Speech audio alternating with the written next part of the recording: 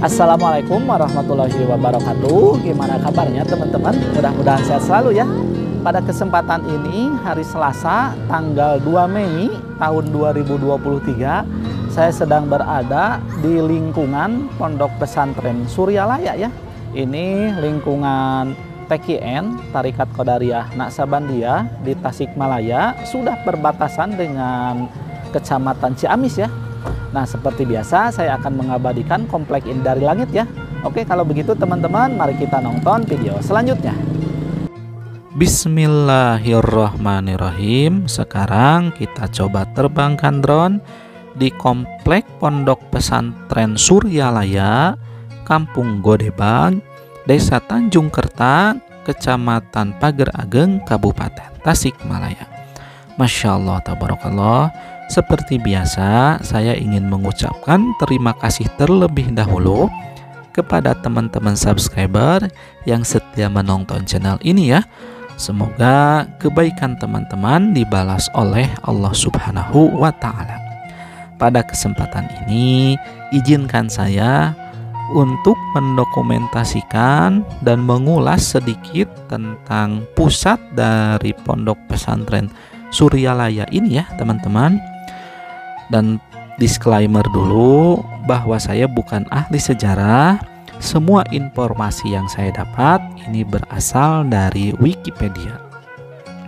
Nah, kita mulai dari sini ya teman-teman. Ini adalah komplek dari sekolah untuk yang di Suryalaya ini ya teman-teman. Ini berjejer dari TK kalau nggak salah ya, SMP, SMA, dan ini SMK-nya juga di sini teman-teman.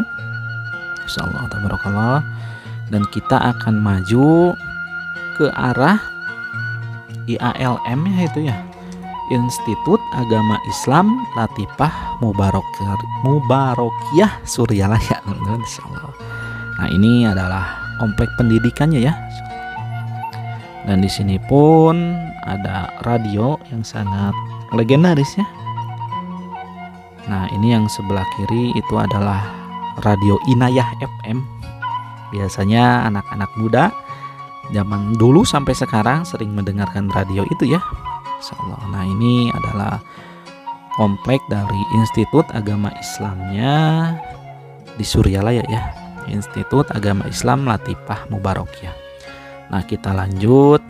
Untuk sejarahnya saya lihat ya, Pondok Pesantren Suryalaya dirintis oleh Syekh Abdullah bin Nur Muhammad atau yang dikenal dengan panggilan Abah Sepuh sejak awal tahun 1905. Pada masa perintisannya mengalami banyak hambatan dan rintangan.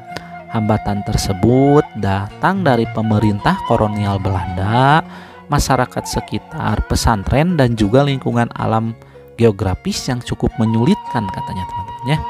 Hingga pada akhirnya pada tanggal 7 Rajab 1323 Hijriah atau 5 September 1905, Abah Sepuh dapat mendirikan sebuah pesantren berupa sebuah masjid yang terletak di Kampung Godebag, Desa Tanjung Kerta, Kecamatan Pager Ageng, Kabupaten Tasikmalaya, Provinsi Jawa Barat. Nah, nama Suryalaya ini diambil dari istilah Sunda ya. Surya itu matahari dan laya itu tempat terbit. Jadi Suryalaya secara harfiah mengandung arti tempat matahari terbit. Masya Allah tabarakallah. Nah, ini adalah yang dimaksud masjidnya ya teman-teman. Yang hijau di kiri itu adalah komplek pemakaman untuk para sesepuh di Suryalaya ini ya. Masya Allah tabarakallah. Nah, di sini saya akan mengelilingi masjid ini dan sekaligus saya akan terus membacakan sejarah dari Wikipedia ini ya. Jadi masa kepemimpinan Abah Sepuh itu dari 1905 sampai 1956. Jadi sekitar 51 tahun ya. Jadi Syekh Abdullah bin Nur Muhammad atau Abah Sepuh memimpin Pondok Pesantren Suryalaya sejak awal didirikan pada tahun 1905. Jadi ini pada tahun 1908 atau 3 tahun setelah berdirinya pesantren Suryalaya. Abah Sepuh mendapatkan khirqah atau legitimasi penguatan sebagai guru atau mursyid dari Syekh Tolhah bin Tolabuddin dari Cirebon katanya ya, dalam tarekat Qadariyah wa Naqsabandiyah. Sejak saat itu Pondok Pesantren Suryalaya dikenal sebagai pusat kegiatan tarekat Qadariyah wa Naqsabandiyah untuk kelancaran tugas Abah Sepuh dalam penyebaran tarekat. Dia dibantu oleh 9 orang wakil talqin. Pada tahun 1956 di usia ke-120 tahun Abah Sepuh wafat. Innalillahi wa inna ilaihi raji'un. Kepemimpinannya dan kemursidannya dilimpahkan kepada putra yang kelima, yaitu Kiai Ahmad Sohibul Wafa Tazul Arifin yang akrab dipanggil dengan sebutan Abah Anom. Masya Allah, ternyata begitu ya teman-teman. Nah, ini saya akan terbang ke ujung kampung ini ya teman-teman. Ini adalah kampung Godebagnya. Nah, semenjak itu dilanjutkan dengan Abah Anom, itu mengalami banyak kendala juga katanya ya, antara lain pemberontakan DITII pada masa itu. Pesantren Suryalaya sering diganggu dan diserang, terhitung lebih dari 48 kali serangan yang dilakukan DITII juga pada masa pemberontakan PKI tahun 1965. Insyaallah tabarakallah. Nah, setelah masa itu berakhir, pondok pesantren ini semakin pesat ya teman-teman. Jadi pada tanggal 11 Maret 1961 atas prakarsa almarhum Haji Suwaka, mantan gubernur Jawa Barat, dan mantan Menteri Pertahanan RI almarhum Iwakusuma Sumantri, dibentuklah Yayasan Serba Bakti Pondok Pesantren Suryalaya ya teman-teman. Jadi setelah ini dibentuk, tujuannya untuk membantu tugas Abah Anom dalam penyebaran tarekat Qadariyah wa Naqsabandiyah dan dalam usaha mencerdaskan kehidupan bangsa. Insyaallah tabarakallah, mulia sekali ya. Nah, sekarang kita terbang ke arah pertigaan yang sangat terkenal juga di sini ya. Ini adalah pertigaan Warudoyong, teman-teman. Jadi di pertigaan ini yang arah lurus itu adalah ke Situ Lengkong Panjalu ya. Itu adalah tempat ziarah juga, tempat peninggalan tentang sejarah Islam juga ya teman-teman. Nah, ini adalah ke arah Situ Lengkong Panjalu.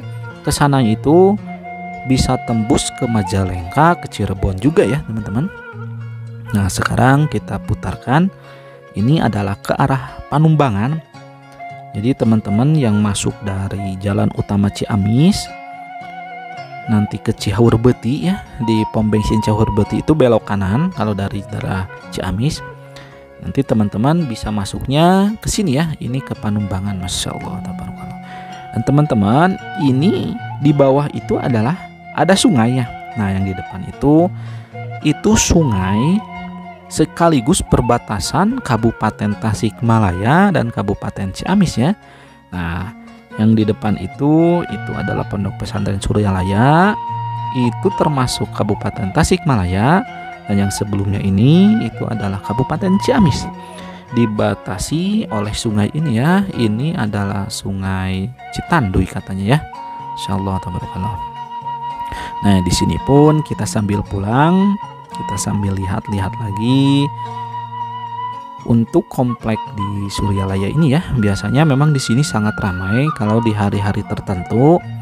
Katanya ada manakiban, ada pengajian ya teman-teman. Nah, ini adalah MTS yang bawah, dan yang putih itu adalah asrama, untuk asrama putra di sini ya. Insyaallah.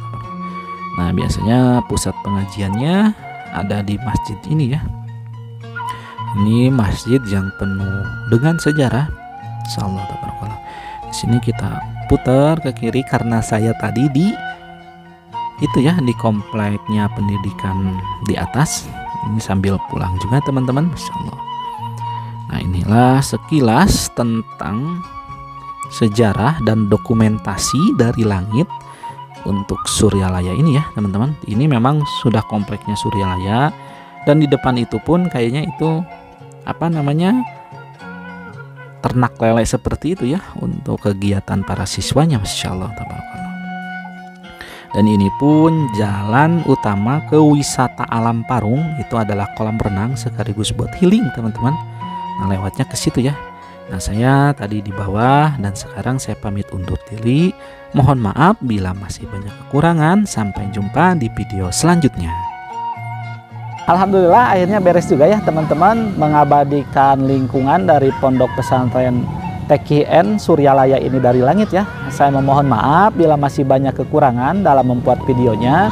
Mudah-mudahan video ini bisa bermanfaat untuk teman-teman ya.